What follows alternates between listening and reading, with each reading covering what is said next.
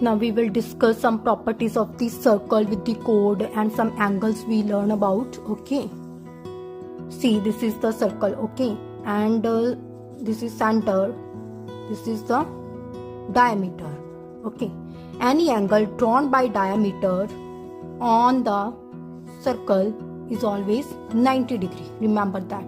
Okay. Any angle drawn in semicircle is called right angle. Okay, this is also anywhere but drawn by the diameter. This is the diameter. From the diameter we are drawing angles on the circle. That time all angles are 90 degree. Next, this is the circle. Okay, and this is the chord AB.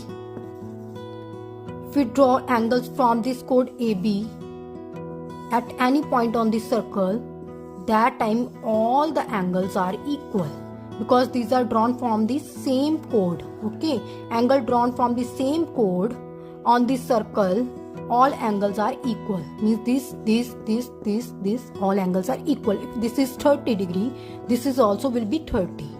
Okay, angles drawn by the same chord.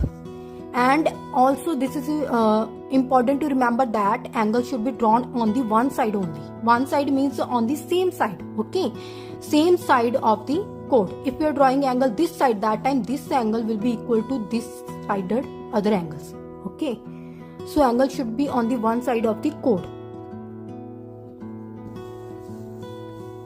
Another way we can say that angle drawn by the chord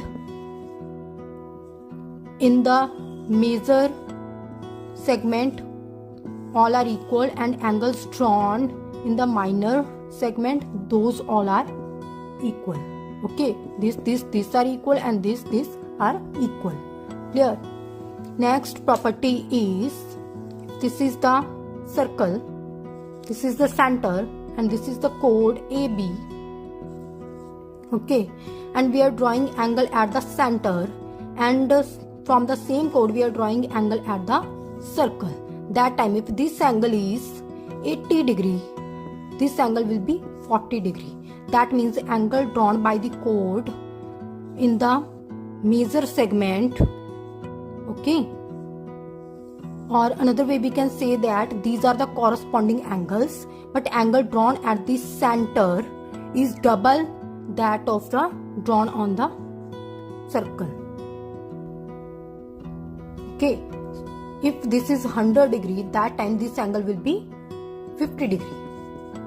Anywhere, if here it is drawn, that time also it will be 50, half of the angle drawn at the center. So angle drawn by the chord at the center is double, okay, than the angle drawn at the circle. Is that clear?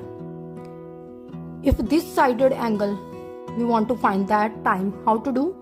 As I told you that corresponding angles we have to take. Okay, this is corresponding to this one. If we are taking this angle, that time we will take here this angle at the center. Okay, now this is 100, then this is 260. As we know, total it is 360. If this much is 100, so this is 260. That time this angle also will be half of 260, that is 130. Clear?